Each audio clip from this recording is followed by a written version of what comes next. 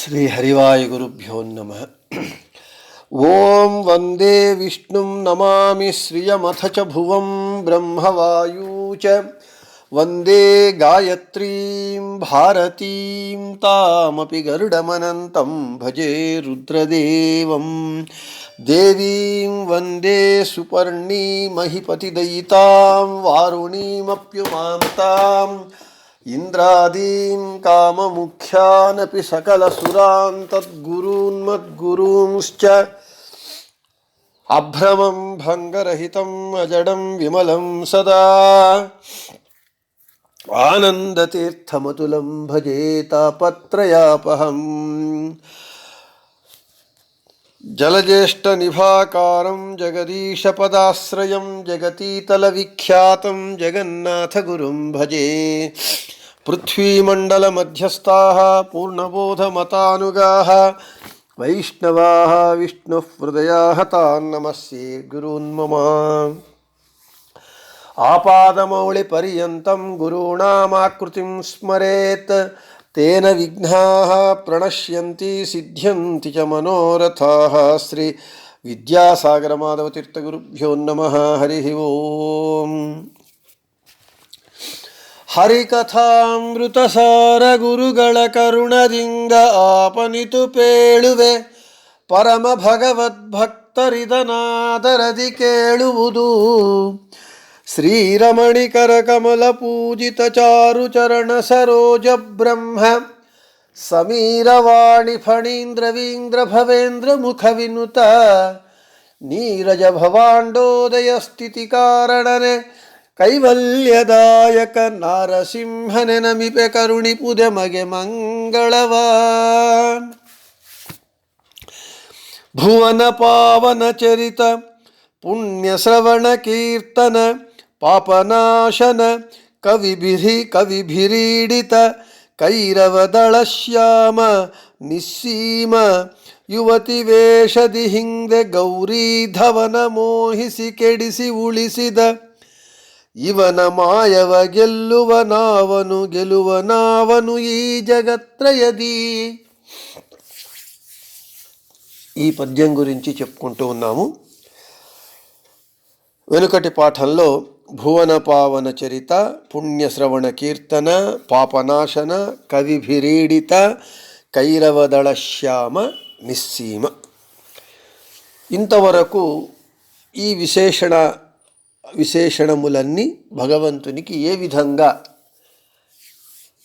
ఉన్నాయి అనేటటువంటి విషయాన్ని చెప్పుకోవడం జరిగింది. ఈరోజు యువతి వేషది ಹಿಂದೆ ಗೌರೀಧವನ ಮೋಹಿಸಿ ಕೆಡಿಸಿ ಉಳಿಸಿದ ಇವನ ಮಾಯವ ಗೆಲುವನಾವನು ఈ జగత్రయది. పూర్వము యువతి వేషంలో గౌరీపతి అయినటువంటి రుద్రుని చెరచి, అంటే అతనికి మానభంగము గావించి మళ్ళీ అతని మానమును కాపాడినటువంటి, అతనిని రక్షించినటువంటి వీని మాయ, ఈ భగవంతుని మాయను గెలువడానికి ఈ మూడు లోకములలో ఎవరున్నారు, ఎవడు గెలువగలడు ఈ మూడు లోకములందు ఈ భగవంతుని మాయను? ఇది ఇక్కడ రుద్రుల వారే, మనోనియామక అధిపతి అయినటువంటి రుద్రుల వారే భగవంతుని మాయకు వశులైపోయారు. భగవంతుని మాయను దాటలేకపోయారు. భగవంతుని మాయను రుద్రదేవుల వారు కాదు కదా, అవిభక్త కుటుంబిని అయినటువంటి అక్షరతత్వమైనటువంటి భగవంతుని సదా వక్షస్థల వాసిని అయినటువంటి జగన్మాత అయినటువంటి లక్ష్మీదేవియే భగవంతుని మాయను దాటజాలదు, భగవంతుని మాయను ఛేదించజాలదు అన్న తరువాత ఇక రుద్రుల వారు దాటగలరు అని చెప్పడానికి సాధ్యమే కాదు. వారు కూడా భగవంతుని మాయను గెలవలేరు. క్షీరసాగర మథన కాలమునందు భగవంతుడు అమృత కలశమును చేతిలో పట్టుకొని ధన్వంతరి మూర్తిగా ఉద్భవించాడు. అప్పుడు దైత్యులందరూ కూడా వచ్చి భగవంతుని చేతి యందు ఉన్నటువంటి అమృత కలశమును ఎత్తుకొని వెళ్ళిపోయారు. అయితే భగవంతుడు అంత దుర్బలుడా? భగవంతుని చేతి నుండి అమృత కలశాన్ని దైత్యులు ఎత్తుకొని వెళుతూ ఉంటే దానిని భగవంతుడు ఎందుకు నిలువరించలేదు? అంటే భగవంతునికి సామర్థ్యం లేదా, శక్తి లేదా? అంటే భగవంతునికి ఉన్నటువంటి శక్తి సామర్థ్యాలు ఈ జగత్తునందు ఎవ్వరికీ లేదు, అతనొక్కనికే. అతనిని గెలవడానికి ఎవరికీ అంతటి శక్తి లేదు. గెలవడానికి సాధ్యము కానంత శక్తి భగవంతునికి ఉన్నది. అయితే దైత్యులు ధన్వంతరి స్వామి భగవంతుని చేతిలో ఉన్నటువంటి అమృత కలశమును ఎలా ఎత్తుకొని వెళ్ళగలిగారు అంటే భగవంతుడే దుష్టులైనటువంటి దైత్యుల దుష్ట ప్రవృత్తిని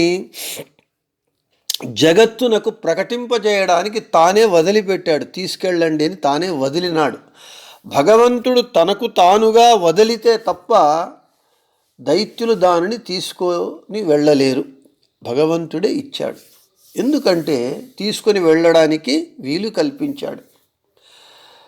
ఒప్పందము ప్రకారము క్షీరసాగర మథనము దైత్యులు దేవతలు ఇద్దరూ కలిసి మథించారు. వచ్చినటువంటి అమృతాన్ని ఇద్దరూ సమానంగా పంచుకోవాలి అని ఒప్పందం. అయితే దుష్టులైనటువంటి దైత్యులు మొత్తము అమృతాన్ని తామే కాజేయాలి అనేటటువంటిది వారి పన్నాగము. వారి యొక్క పన్నాగము దుష్ట బుద్ధి లోకానికి ప్రకటింపచేయటానికే సర్వసమర్థుడైన భగవంతుడు తనకు తానుగా తన చేతి నుండి అమృత కలశమును దైత్యులు తీసుకొని వెళ్ళేటట్లుగా తానే వదిలివేశాడు తీసుకొని వెళ్ళటానికి. అమృత కలశాన్నేమో దైత్యులు తీసుకొని వెళ్ళారు. అయితే ఆ అమృతాన్ని పంచుకోవటంలో వారిలో వారికే జగడము ప్రారంభమైంది, కొట్లాట ప్రారంభమైనది. అప్పుడు భగవంతుడు ఏం చేశాడు? మోహిని రూపమును వేసుకున్నాడు. మోహిని రూపాన్ని దాల్చి వచ్చినప్పుడు ఆ అపురూప సౌందర్యమైనటువంటి ఆ మోహిని భగవంతుని మోహిని స్త్రీ రూపాన్ని చూచి దైత్యులందరూ పరవశులైపోయారు, మోహానికి గురి అయ్యారు. అప్పుడు వారందరూ వచ్చి అమృత కలశాన్ని తీసుకొని వచ్చి మోహిని రూపి భగవంతునికి ఇస్తూ ఉన్నారు. నీవు మాకు అమృతాన్ని పంచాలి. అప్పుడు మోహిని రూపంలో ఉన్నటువంటి భగవంతుడు స్పష్టంగా వాళ్లకు చెబుతూ ఉన్నారు, మీరు నన్ను నమ్మద్దండి అని చెప్పినా లేదు, నీవు ఏమి చేసినా మాకు సమ్మతమే అని దైత్యులందరూ ఒకే మాటతో మోహిని రూపి భగవంతుని మీద విశ్వాసం ఉంచారు. అంటే భగవంతుని స్త్రీ మోహిని రూపానికి మోహిని మాయలో పడిపోయారు. అంటే అంత అపురూపమైనటువంటి సౌందర్యం.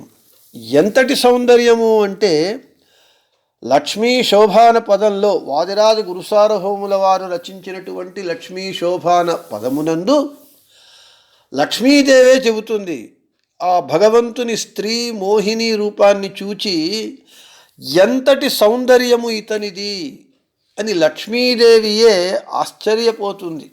అంతటి అపురూపమైనటువంటి సౌందర్యము భగవంతుని మోహిని స్త్రీ రూపము. సరే, అప్పుడు భగవంతుడు ఏం చేశాడు? మొదటే వారి చేత మాట తీసుకున్నాడు, నేను ఏమి చేసినా మీరు నన్ను ప్రశ్నించకూడదు అని. భగవంతుని సంకల్పము అమృతము దేవతలకు మాత్రమే చెందాలి, దుష్టులైనటువంటి దైత్యులకు చెందరాదు. కాబట్టి భగవంతుడు తన ఇచ్ఛానుసారంగా దుష్టులైనటువంటి దైత్యులకు అమృతాన్ని వంచించి దేవతలకు మాత్రమే పంచాడు. ఈ విషయము మనోనియామక అధిపతి అయినటువంటి రుద్రుల వారికి తెలిసినది. భగవంతుడు దైత్యులను వంచటానికి మోహిని రూపాన్ని దాల్చాడు అని. అప్పుడు రుద్రుల వారు భగవంతుణ్ణి ప్రార్థిస్తూ ఉన్నారు, అయా నేను నీ యొక్క మోహిని రూపాన్ని చూడాలి అని. సరే తథాస్తు అన్నాడు భగవంతుడు. ఆ తరువాత రుద్రుల వారు ఉన్నటువంటి సమీపంలో ఒక ఉద్యానవనం ఉన్నది. అక్కడ ఒక స్త్రీ గానము చేస్తూ చేతిలో 2 బంతులను తీసుకొని బంత్యాట ఆడుతూ ఒక స్త్రీని యౌవనవతి అయినటువంటి ఒక స్త్రీ వస్తూ ఉన్నటువంటి దృశ్యాన్ని రుద్రుల వారు చూచారు. శ్రీహరి యొక్క మాయను గెలుచేటటువంటి వాడు ఎవడు? ఇవన మాయవ గెలువ నావను ఈ జగత్రయది. భగవంతుని మాయను గెలిచేటటువంటి వాడు ఈ జగత్తునందు, జగత్రయము అంటే భూలోకము, స్వర్గలోకము, పాతాళలోకము, ఈ 3 లోకములందు ఎవడున్నాడు అంటే ఎవడు లేడు. అలా వస్తూ ఉన్నటువంటి మోహినిని చూచి రుద్రదేవుల వారు కామపీడితులై ఆ మోహిని స్త్రీ వెంట పరిగెత్తుతూ ఉన్నారు. పక్కనే పత్ని అయినటువంటి పార్వతీదేవి ఉన్నా కూడా ఆ స్త్రీని వెంబడించి పట్టుకోవడానికి ప్రయత్నిస్తూ ఉన్నారు రుద్రదేవుల వారు. ఆమె చేతికి చిక్కటం లేదు. అప్పుడు రుద్రదేవుల వారికి వీర్యస్ఖలనమైనది. ఆ వీర్యము పడినటువంటి క్షేత్రములన్నీ క్షేత్రములయ్యాయి.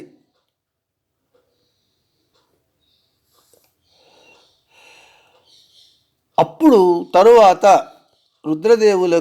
రుద్రునికి ఆ స్త్రీ రూపధారి ఎవరో కాదు భగవంతుడే అనేటటువంటి జ్ఞానోదయం కలిగింది. ఆ తరువాత ఆ స్త్రీ కనుమరుగైనది.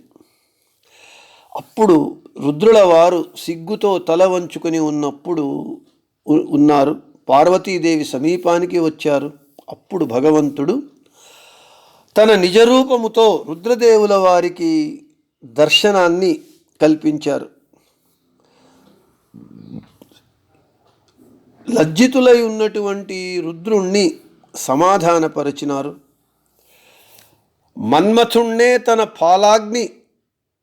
పాలనేత్రాగ్నితో భస్మము చేసినటువంటి రుద్రుల వారి స్థితియే ఇది అయినప్పుడు, అంటే భగవంతుని మోహిని రూప సౌందర్యాన్ని చూచి మన్మథుణ్ణి తన పాలనేత్రాగ్నితో భస్మము చేసినటువంటి మనోనియామకధిపతి అయినటువంటి రుద్రుల వారే భగవంతుని మోహిని రూప సౌందర్యానికి వశులైపోయారు అన్న తరువాత వీని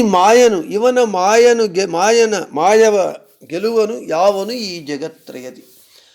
ఇటువంటి భగవంతుని మాయను గెలిచేటటువంటి వారు ఈ జగత్రయమునందు ఎవరున్నారు? ఎవరూ లేరు అని ఇదే విషయాన్ని జగన్నాథదాసుల వారు ఈ పద్యమునందు చెబుతూ ఉన్నారు. ఇంకా నేను మొదటే చెప్పినట్లుగా సాక్షాత్తు లక్ష్మీదేవి కూడా భగవంతుని మాయను దాటజాలదు, ఛేదింపజాలదు. భగవద్గీత యందు భగవంతుడు స్పష్టంగా చెప్తూ ఉన్నాడు, మమ మాయా దురత్యయ, నా మాయ దాటడానికి సాధ్యము కానటువంటిది. అంతేకాకుండా భాగవతమునందు గరుడ పురాణమునందు భగవంతుడు చెబుతూ ఉన్నాడు, స్త్రీ అన్నటువంటిది దేవమాయ, స్త్రీ అనేటటువంటిది భగవంతుని ఒక మాయ. అందుకే స్త్రీకి లోబడనటువంటి వాడు ఎవడు ఈ జగత్తునందు లేడు. ఇక భగవంతుని మాయ దురత్యయ, మమ మాయ దురత్యయ. రుద్రుల వారి స్థితి ఇది అయినప్పుడు భగవంతుని మాయను ఛేదించడానికి సాధ్యము కాకుండా భగవంతుని మాయలో మనోనియామకధిపతి అయినటువంటి రుద్రుల వారే పడిపోయారు అని యువతి వేషది హిందె గౌరీధవన మోహిసి ಕೆಡಿಸಿ ఉಳಿಸಿದ రుద్రదేవుల వారి యొక్క మోహించి తరువాత రుద్రదేవుల వారిని అనుగ్రహించాడు భగవంతుడు. ఇక్కడ భగవంతుని మాయను జగత్తునకు లోకానికి ప్రకటింపచేయటానికి భగవంతుని ఇచ్ఛానుసారంగా సంకల్పానుసారంగా రుద్రుల వారి యొక్క ప్రవర్తన ఉన్నది. రుద్రుల వారిని మోహింపజేసి తరువాత అతడు పరమ వైష్ణవుడు, పరమ భగవద్భక్తుడు కాబట్టి అతనిని భగవంతుడు అనుగ్రహించాడు. ఇక సామాన్య మనుష్యులమైనటువంటి మన పరిస్థితి అంతే. కాబట్టి మనము స్త్రీకి చెడు అలవాట్లకు దూరంగా ఉండాలి అని మనం అర్థం చేసుకోవాలి. ఇక లక్ష్మీదేవియే భగవంతుని మాయను దాటజాలదు, ఛేదింపజాలదు అనడానికి శ్రీనివాస కళ్యాణంలోని భవిష్యోత్తర పురాణంలోని శ్రీనివాస కళ్యాణంలో ఒక దృష్టాంతం. శ్రీనివాసుని కళ్యాణము నిశ్చయమైనది పద్మావతీదేవితో. శ్రీనివాసుని కళ్యాణానికి బ్రహ్మ రుద్ర దేవతలు అందరూ భగవంతుని కళ్యాణం చూడడానికి వచ్చారు. ఇక శ్రీనివాసుడు స్నానానికి వెళ్ళాలి, అభ్యంజన స్నానానికి. అప్పుడు శ్రీనివాసుడు విలపిస్తూ ఉన్నాడట, నన్ను ఆశీర్వదించి నాకు తైలాభ్యంజనము చేసేటటువంటి వారు ఎవరు అని విలపిస్తూ ఉన్నాడట. దుఃఖమే లేనటువంటి భగవంతుడైనటువంటి శ్రీనివాసుడు లోక విడంబనార్థము దుఃఖిస్తూ ఉన్నాడు. అప్పుడు వకుళాదేవి నేను చేస్తాను అన్నా కానీ భగవంతుడు నాకు లక్ష్మీదేవియే కావాలి అని బ్రహ్మకు సైగ చేస్తే బ్రహ్మ సూర్యుణ్ణి పిలుచుకొని వస్తాడు. సూర్యుని చూచి శ్రీనివాసుడు చెప్తాడు, హే సూర్య, నీవు కొల్లాపురానికి వెళ్ళు, అక్కడ లక్ష్మీదేవి ఉన్నది, నేను రమ్మని చెప్పానని చెప్పు, వస్తుంది అంటే సూర్యుడు చెప్తాడు, అయ్యా మీరిద్దరూ ఆది దంపతులు, ఆమె కలహపడి నీతో కొల్హాపురానికి వెళ్ళినది, సామాన్యుడైనటువంటి నా మాటను ఆమె నమ్ముతుందా, వింటుందా, నాతో వస్తుందా అని అడిగినప్పుడు శ్రీనివాసుడిని సూర్యునికి శ్రీనివాసుడు చెప్తాడు, హే సూర్య వెళ్ళు, ఆమె ఇంటి వాకిట ముందు నీవు నిలబడి కన్నీళ్లు కారుస్తూ నిలబడు, ఆమె వస్తుంది, ఏమి అని అడుగుతుంది. అప్పుడు శ్రీనివాసుడు చాలా రోగగ్రస్తుడై చిక్కి శల్యుడై లేవడానికి చేతకానటువంటి నిస్సహాయ స్థితిలో, అనారోగ్య స్థితిలో ఉన్నాడని చెప్పు అంటే అప్పుడు సూర్యుడు అంటాడు, అయ్యా స్వామి, జగన్మాత లక్ష్మీదేవి సర్వజ్ఞురాలు, నేను ఈ నీవు గట్టిగా ఆరోగ్యంగా ఉన్నావు, నీవు రోగమే లేనటువంటి వాడవు, నీ రోగివి, రోగరహితుడవి, నీకు రోగం వచ్చింది, నీవు చిక్కి శల్యుడవై ఉన్నావు, లేచి నడవడానికి చేతకానటువంటి స్థితిలో ఉన్నావు అని నేను చెబితే సర్వజ్ఞురాలైనటువంటి లక్ష్మీదేవి నమ్ముతుందా, వస్తుందా? నేను వెళ్ళి ఆమె ఆగ్రహానికి గురి కావాలి కదా అన్నప్పుడు అప్పుడు భగవంతుడు చెప్తాడు, హే సూర్య, నీవు వెళ్ళు, నేను చెప్పానని చెప్పు, నా మాటగా చెప్పు, నేను చెప్పినట్లుగా చెప్పు, ఆమె నీతో వస్తుంది, నా మాయను ఆమె దాటజాలదు, నా మాటకు కట్టుబడి నా మాటకు ఆమె లోబడి వస్తుంది. అదే మమ మాయా దురత్యయ, నా మాయను ఎవ్వరూ కూడా ఛేదింపజాలరు, భేదింపజాలరు, దాటలేరు. అదేవిధంగా సూర్యుడు వెళ్ళి లక్ష్మీదేవికి చెప్పినప్పుడు లక్ష్మీదేవి సూర్యునితో పాటుగా అతి వేగంగా వచ్చి శ్రీనివాసుని దగ్గరకు వస్తుంది. లక్ష్మీదేవి వస్తున్నది అని తెలుసుకొని శ్రీనివాసుడు అంతవరకు గట్టిగా ఉన్నటువంటి వాడు చేతకాని వాని వలె బ్రహ్మదేవుని మీద రుద్రుని మీద ఇద్దరి భుజాల మీద 2 చేతులను వేసుకొని చేతగాని వాడి వలె నిస్సత్తువ కలిగినటువంటి వాని వలె లక్ష్మీదేవి ముందు నిలబడతాడు. లక్ష్మీదేవి వచ్చి శ్రీనివాసుణ్ణి కౌగిలించుకోగానే ఎవ్వరి సహాయము లేకుండా తాను నిటారుగా నిలబడతాడు. నాకు స్వస్థత చేకూరినది అని. అప్పుడు లక్ష్మీదేవి అంటుంది, హే శ్రీనివాస, ఎందుకయ్యా నీవు ఇలా మమ్ములనందరినీ మాయ చేస్తావు? నీ మాయను ఎవరు దాటడానికి సాధ్యం అవుతుంది అని చెబుతుంది. అంటే సర్వజ్ఞురాలైనటువంటి అవిభక్త కుటుంబిని అయినటువంటి సదా వక్షస్థలవాసిని అయినటువంటి అక్షరతత్వమైనటువంటి లక్ష్మీదేవియే భగవంతుని మాయను దాటలేనప్పుడు, ఛేదింపలేనప్పుడు ఇక ఇవన మాయవ గెలువనావను ఈ జగత్రయది. ఈ భగవంతుని మాయను గెలిచేటటువంటి వాడు ఎవడున్నాడు ఈ ముల్లోకములందు అంటే ఎవడూ లేడు. అదే భగవంతుడు భగవద్గీత యందు మమ మాయ దురత్యయ అని స్పష్టంగా చెబుతూ ఉన్నాడు. ఈ విధంగా భగవంతుడు తన భక్తులను పరీక్షిస్తాడు. పరీక్షలో వారు ఓడినా గెలిచినా మళ్ళీ వారిని అనుగ్రహిస్తాడు. ఇది భగవంతుని కారుణ్య విశేషం తన భక్తుల పట్ల. ఇక ಮುಂದಟಿ ಪದ್ಯಮು ಪಾಪ ಕರ್ಮವ ಸಹಿಸುವರೆ ಲಕ್ಷ್ಮೀಪತಿಗೆ ಸಮರಾದ ದಿವಿಜರನಿ ಪಯೋಜ ಭವಾಂಡದೊಳಗ ಆವಲ್ಲಿ ನಾ ಕಾಣೆ ಗೋಪ ಗುರುವಿನ ಮಡದಿ ಭೃಗು ನಗಚಾಪ ಮೊದಲಾದವರು ಮಾಡಿದ మహపరాధగಳೆಣಿಸಿದనే కరుణా సముద్ర హరి అనేటటువంటి పద్యాన్ని మనం రేపటి పాఠమునందు చెప్పుకుందామని చెబుతూ శ్రీకృష్ణార్పణమస్తు మద్భేషార్పణమస్తు అందరికీ శుభమస్తు.